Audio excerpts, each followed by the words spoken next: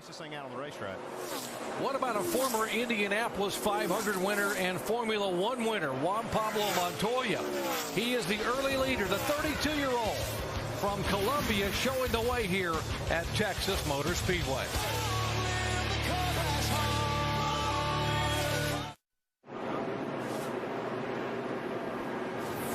Welcome back to the Great American Speedway here in Fort Worth, Texas, and we are under caution quickly here this afternoon. Lap 14, there's the culprit, the 15 car of Paul Menard on pit road getting some repair work done. Let's show you what happened to Paul up in turn 4.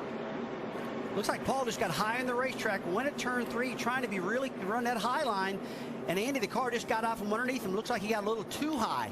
It may have got just outside of that groove there. Even though these cars are running extremely high, he was about a half a width higher than most of them had been. Watch Clint Boyer just get by now. He's third in the points, so a pretty good evasive move by the 0-7. Yeah, you can see he was going right at the wall, and he got so close to the wall. His initial entry, he shot right up to it, the rim ride, the top of it, much like Dale Jr. and some of the guys have been doing.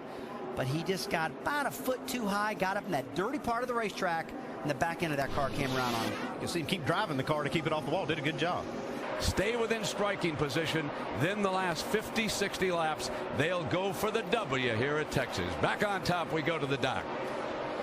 Thank you, Brett. Take a look at these two crew chiefs. Now, Chad Canals is like he is whoa, trouble on the front straightaway. The 18 car of Yaley is spinning down in the grass, and that will definitely bring out caution number 5 on the afternoon. And whereas Steve Letarte was sort of turning around, talking to people and mouthing different comments to different people in the box, different personalities. Now let's show you what happened here to bring out the caution number 5 on the afternoon. Here comes the 18 car of Yaley. And boy, that is just a classic case of getting loose. He tried to chase it, overcorrected, but he did the right thing by just getting the wheel to the left and spinning it out and not hitting the wall. So good job out of J.J. Yaley under a bad circumstance. Time now for our AT&T Crew Chief Challenge. 4 chase drivers have previously won at Texas. Which chase driver with a previous win at Texas has the best chance to repeat here today? Could it be Jeff Burton, Carl Edwards, Matt Kenseth, or Tony Stewart?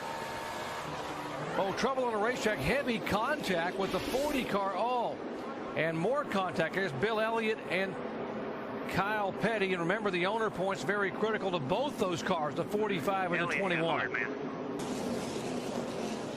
See a lot of smoke coming out of the back of David Stremming's car, indicating an engine problem.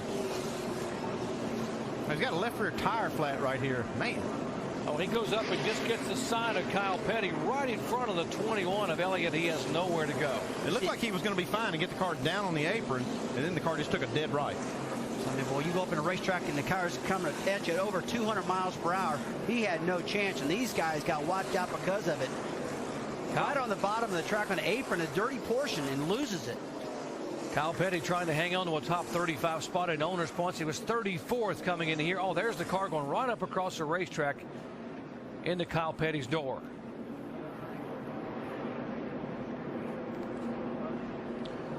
Now let's show you why David Stremme had a tire going down. Watch the contact. Is there contact, a little bit of rubbing there between he and Tony Raines? Might have happened just before that when those guys got together. Let's watch here again. You actually see he's struggling right now. You can see the tire is actually soft at this point. And even though they do have contact, I believe that tire was going down before they ever touched. Yeah, that was an incredible shot. You saw the left rear tire going flat on the number 40 car, David Stremme. And guys, you can't hold on too long when that happens. Well, the reason Chad's looking like that is that 48 car was really coming in. Speaking of coming in, they all are, Dave. You want to see that track cool down. Andy, not hard to figure this one. 4 tires versus no tires, and the 5 car goes right on by. Yeah, no contest here. I mean, like I've always said, there's no tire like a new tire. Junior's doing okay. We got a caution here. Well, 41 of Sorensen in the wall. 38 of Gilliland spins. And Carl Edwards, you see his car slowing. Man, that's 2 of Chip Ganassi and Felix Zavada's teams out of the race right now with big damage. Reed Sorensen driving the number 41 there. A lot of damage. Looks like they're not going to be able to get that car back in for a long time. In front of the home state folks there. He is from Peachtree City, Georgia. Here's what happened a moment ago to the 41 and 38. Looks like they got together here, the 41 and the 38. But it almost looks like the 38 car, David Gilliland, got loose, and Reed might have reacted to that, jumped out of the throttle, and the car got loose with him also. He went around. I believe it was a chain reaction, Andy, because of what happened with the 38 David Gillian. Carl Edwards trying to snake his way through these cars. This is a view from on board his Ford. Inside the 78. You see it, slow down, just stop if you got to. You see him, go high now, go high, come on, baby. That's Bobby Hudson, the spotter for Carl Edwards, doing a great job right there, moving Carl through that wreck. But the guy who's led the most laps, Kyle Busch. Let's check in his pits with Dave. Yeah, Jerry, and he's gone back to second now, just reported on the radio that his car will not turn in the center of the corner as A.J. Allmendinger brings out the caution and hits the inside wall, guys. Now, man, that was a big hit. I mean, he come flying down and hit the inside of that wall. He tore that Red Bull car to smithereens right there. It's not been A.J. Allmendinger's day at all. The car sliding off the corner. Allmendinger, who qualified 5th. Kevin Harvick just getting by. There's a 31 of Burton getting by, and Allmendinger's car comes right across and just tags that inside concrete wall. Let's watch Kevin Harvick right here. Oh, right on the top, in the smoke. Spin in front of you, stay high, there you go. Caution, no caution yet. Just cleared it. Watch, his brakes are locked up.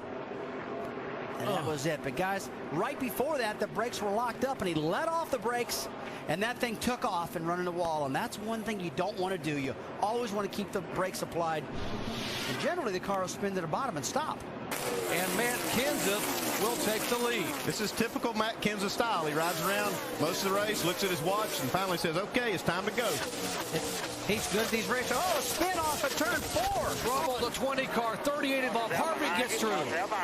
Off turn 2 a spin was. See the 25 car of Casey Mears involved. A little miss right there. I don't know if it was all the turbulent air going on there or what. Take a look at this. Looks like the 25 car Casey Mears bumped in the back of the 88 of Ricky Rudd, shot up the track, got loose and spun.